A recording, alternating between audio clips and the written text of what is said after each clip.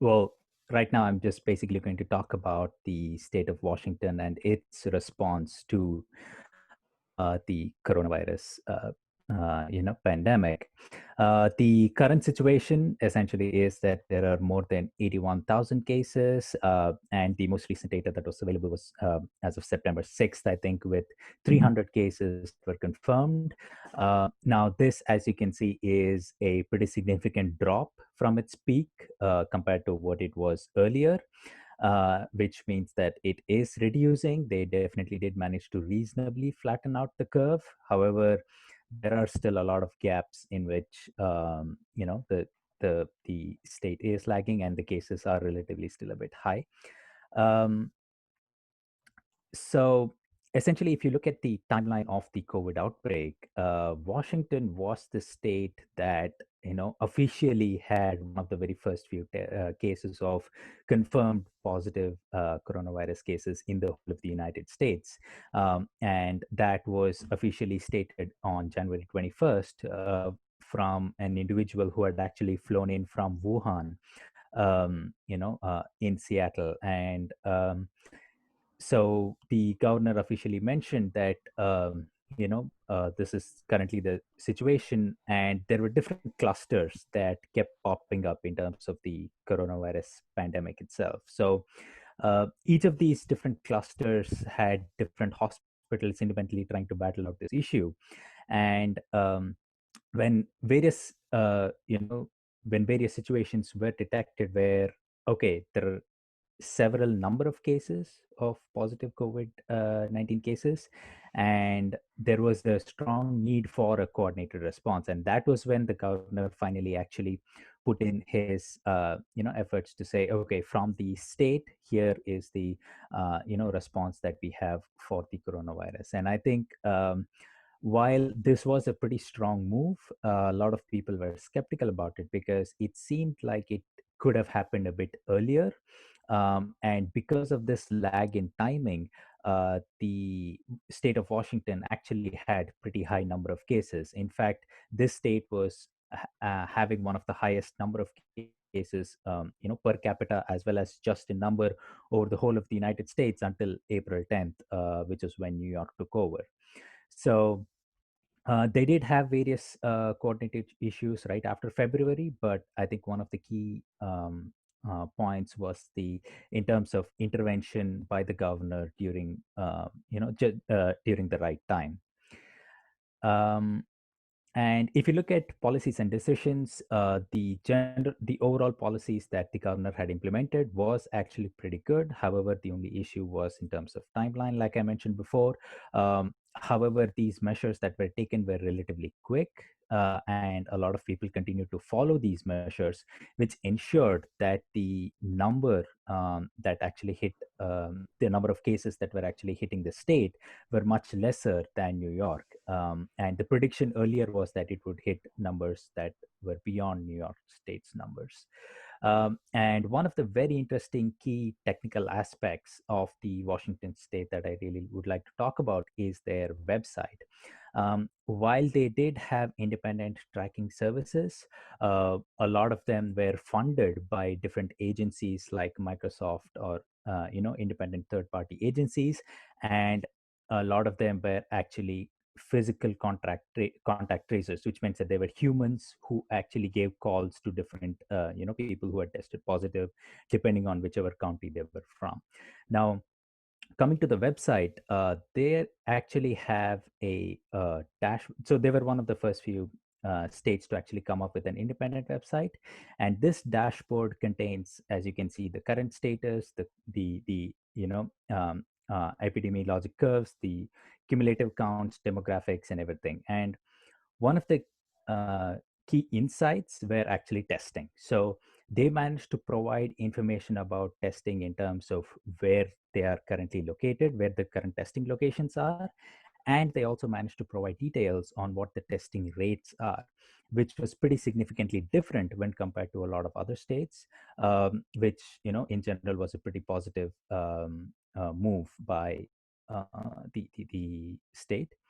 There were a lot of analysis that was done, especially comparing New York State versus Washington State. And one of the key success that Washington State had was actually determined by these 6 criteria that are mentioned. So the first one basically, um, well, I mean, the result is that they successfully flattened the curve. And the key criteria included, early communication, coordination among stakeholders, regional awareness, and rapid development to testing. They, proactively managed long-term care facilities and vulnerable population, and effective, physical distancing. Now, in terms of just these criteria, if you actually split them up and look at what various policy decisions influenced these, you will actually realize that coordination among stakeholders and regional coordination and situational awareness were the top two that resulted in a pretty significant flattening of the curve. And uh, because the governor was actually in good terms with quite a lot of other states, they actually were able to pool in different resources.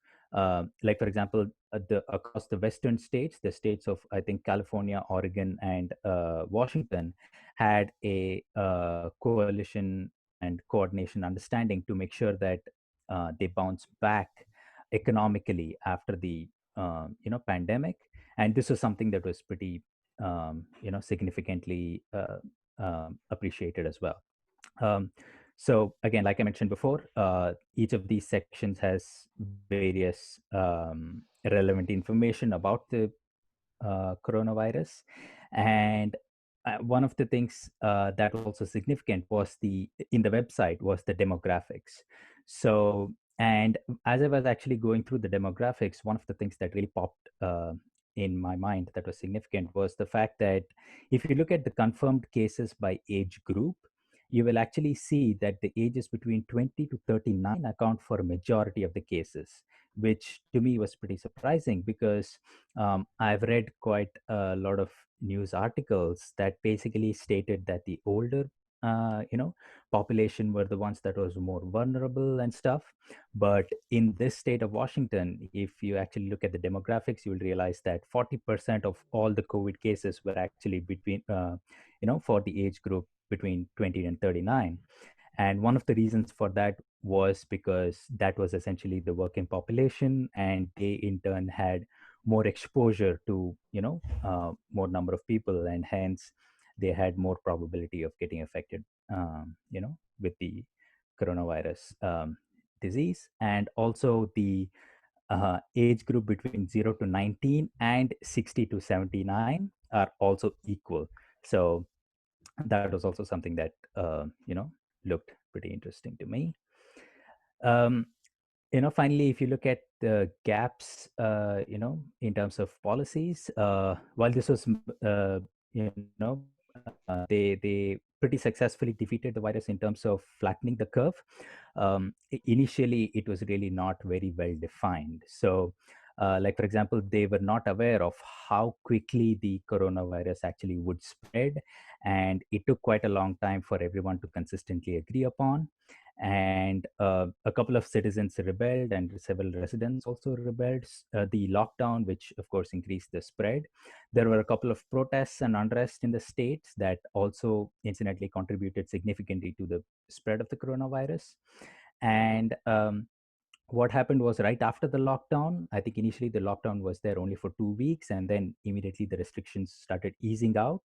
And one of the results was that, again, people were unsure of what to do and what their economical status is going to be, and because of that inconsistent mixed messaging, they were not able to sort of hit the right note with their residents.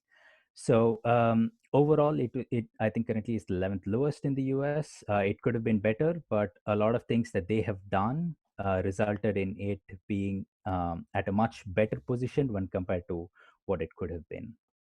So yeah, thank you, everyone. All right, thank Ashish. Yep. We have 1 minute for Q&A. I have a quick question. You mentioned that they were effective in sort of isolating a vulnerable population. I'm assuming the nursing home patients, considering that was one of the first clusters that was identified. What did they do, and how did they not pass that information along to New York? Oh, so I'm not entirely sure of why they did not pass the information along, but essentially what happened was they actually set up a task force. Well, it wasn't officially called a task force, but they kind of set up a team that ensured that these different nursing homes with potentially having vulnerable populations were actually monitored for its current residents, its visitors, the doctors, nurses, and everyone. And this kind of monitoring systems were initially put in place, and that was one of the reasons why they actually managed to subdue the pandemic across these nursing homes. However, I'm not sure as to why they did not pass it on to New York. That's actually a pretty interesting point. And another thing, of course, is also that they worked closely with the federal government initially to make sure that they had enough of ventilators and the other protective equipment. So that also was an added advantage for their response to the pandemic. All right, thank you. That's all I have. Can I quickly make a note? Go ahead, Ryan. Okay, I'll just so I went to the website, Vishnu just mentioned. So this is a date. Can you see my Excel sheet? Yes. Yes. So this is the cases page. So this column right here, this is age 20 to 39, right? And you can see the most number of cases here. If I, oh dear, that's bad. Okay. That's the most number of cases here. And this is the 80 plus, but you see the least number of cases. But if you look at the deaths, these guys died way disproportionately. See, 989 versus only 29 deaths. So you see, I think that answers your confusion right there, right? That, okay, the people are affected, getting infected more in that age range, but people older are dying more. Definitely. Ah, that is very good insight. Yep.